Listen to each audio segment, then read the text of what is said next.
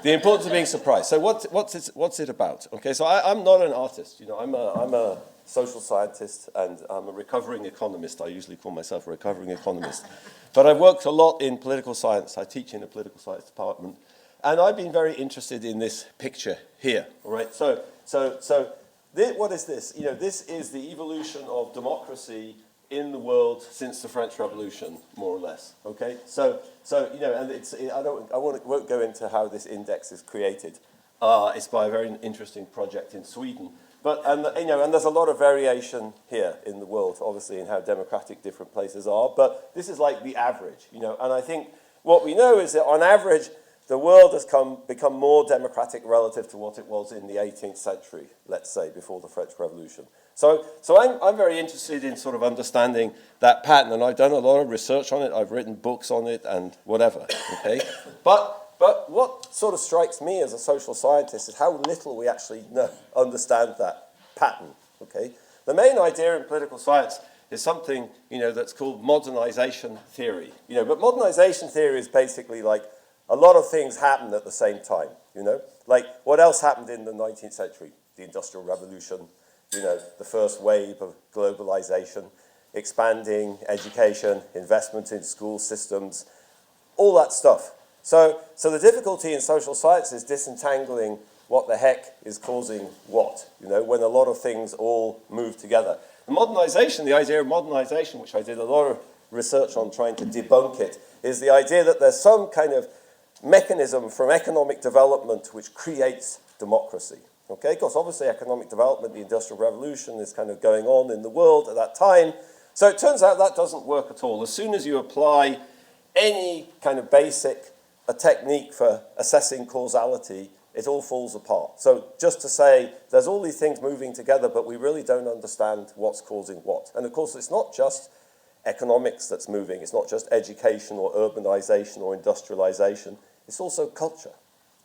So you know, and there's many unexplained patterns, which I won't bore you with. Okay, so I just want to say, social scientists have not done it, you know, I wanted to say present company accepted, you know, but I can't say that I've done a good job at explaining it either. So I want to be honest about that and sort of say, well, maybe the problem, you know, is that social scientists have come at this with this kind of remorselessly materialistic model of the world. You know, like most people in social science are kind of crypto-Marxists, even though they don't really understand what that means.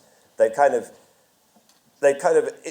sort of inherited this Marxist view of the world without even being conscious of it. You know, that's certainly true of mainstream economics. So they have a model of like power. You know, some people like democracy, and if they have enough power, they get democracy, okay? The working class or whatever, all right? So I think there's something in that argument, but I think it doesn't do a good job at explaining the evidence. You know, and I think it's kind of obvious why that is, because, you know, in some sense, democracy is a situation where we kind of get together collectively to make decisions, and the more polarized we are, you know, the more inequality there is, the more, you know, breaks there are between capitalists and workers and left and right. And, you know, if you think about that picture, the world's also becoming massively more unequal at that time. You know, there's all these social ruptures, the emergence of working class. It's an epoch of like hyper kind of conflict. And that's a very odd context in which to take this materialist view about, you know, interests being reconciled to democracy. There's something missing, in my opinion, okay? And in fact, and that's what we want to talk about, and what that's got to do with this conference. And just let me say, the final thing, you know, is, in fact, you know, the most famous result in kind of political economy, mathematical political economy, which is due to the Kenneth Arrow, which is called Arrow's general possibility theorem. It's one of the most famous theorems in economics.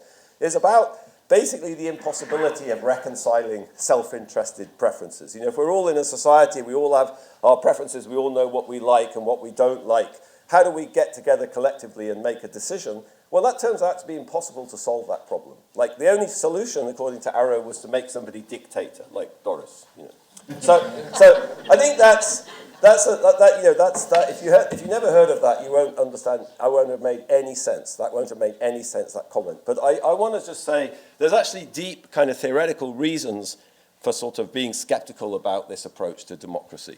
Okay, so I think, we need to talk a little bit more sort of seriously about how we understand each other in society, and how we can reconcile our differences. And are there other ways to characterize our relationships other than this kind of remorselessly self-interested, basically materialist way? Okay, now I have been the one who has to speak about other possibilities.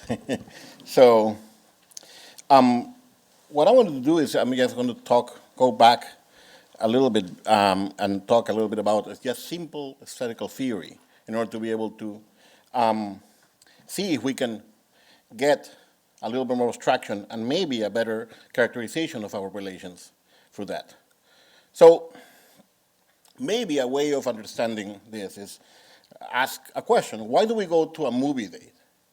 Why do we go to see Salvador's movies or Salvador in a movie, with someone? What is promised there? What are people doing when they go on a date, on a movie theater? Or when they go to a museum, when they go to a concert? What is promised there? And most likely is that they are having an aesthetical experience. The idea is that it's a sensorial experience, first and foremost. Those can be beautiful, some of them. But the most important thing is that there is an experience that is shared there. And the aesthetical experience starts, obviously, with a wow moment. That the moment in which it hits you in the senses, and you go like, wow, that is amazing. That is incredible, And why? What is in the wow moment? This is pleasure, of course, plenty of pleasure, but because there is a surprise. There is a surprising form that has hit us in the sensorial, aspect of ourselves and has produced that pleasure. Is that correct? That is basic aesthetical theory, nothing new. Kant, 1790, and Schiller, probably at the beginning of the 19th century. What does that surprise entails? The aesthetical experience for Kant has a couple of other things. It's sensorial, but at the same time, then cognition comes to the rescue, and then, of course, there is a moment of reflection. After that, it is completed. And after that also, in order to be able to do that, when you are in the moment of surprise, you are also in a moment of, and here is the key word that we wanted to talk about, the notion of complete disinterest. You need, in order to be able to have a surprise, that new form, no matter how much have you read, that's why we put all the books there, no matter how much have you read, no matter, because the artwork has no function, no matter how much have you read about paintings or have seen all the paintings in the world, the new painting surprises you.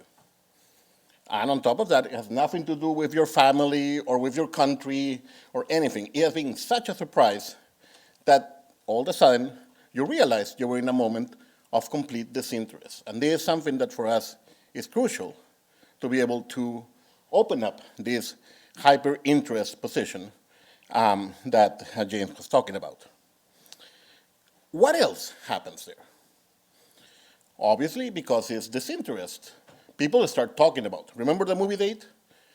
We go to a movie date, or we go to a museum date, or we go to whatever date you want to have an experience in order to be able to have something to talk about. And that, of course, for us, is key for democracy. This is the connection we wanted to make with Salvador's position.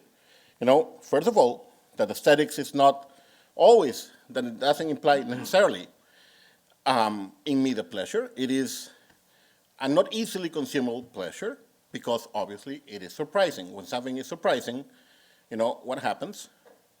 It's not in your purview. You have not thought about it before. And therefore, it takes you out of yourself. If it is genuinely surprising, there is something challenging in that form that necessarily makes you go beyond yourself and precisely that's why you want to talk to people. Oh, something happened to me there. The world has changed in some degree. So this is a very particular experience, which starts with the individual, but ends in the social realm. That is the important part of it. And precisely because it is disinterest, and it's not important, as I say, we like to talk about it, the work of art creates audiences, and audiences mean people talking to each other. And on top of that, it is very important for us, something that is central to the way in which we relate to each other, which is when the moment that you are surprised, by that very definition, you do not understand, precisely because it doesn't go through cognition, it goes through the senses, you do not understand the work of art completely. No one here goes out after listening to any symphony or seeing Las Meninas or reading 100 Years of Solitude and say, I understood it completely. The work of art is always beyond yourself. It's always beyond yourself. It is something that you are reaching to think about. And that's why, once more, it is surprising. The surprise is what makes it evidently outside of yourself, by definition. And this, as I will say, is crucial for thinking the way in which we can relate to each other. Because what it's doing, ultimately, you end up admiring 100 Years of Solitude without understanding it. You end up admiring without really knowing something. Think about that position. Think about the position in which, things are not completely transparent to you, are not completely clear to you, and they end up being admirable to you. Couldn't we use that for thinking about the World Cup? All the different peoples, the different languages, the different types of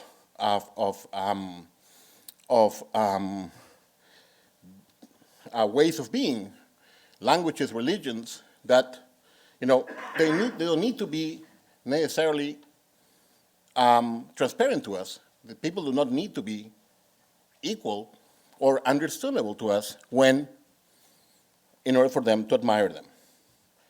That is, for us, the key aspect of this possible conundrum, the admiration without understanding. And it might actually even produce a society based on admiration, which is not just a society based on tolerance. Yesterday we were talking with James about the importance of Locke, about tolerance. Wouldn't it be better to have a society based on each of us admiring each other instead of just simply tolerating each other? That will be a much more stronger bond. And that's something that we have been working with Doris for a little while. We learned that lesson from Antanas Mockus in Colombia. And I just wanted to finish with this work of art by Dominique Gonzalez Foster. I'm an art historian as well as a literary critic, but I made my living in the art history department. And this is a piece that I always like, because it's a piece that rehearses in itself democracy. It is just a lounge where people can come in and hang out. And anyone can come in the same way as Nirvana used to sing, "Come as you are." Thank you.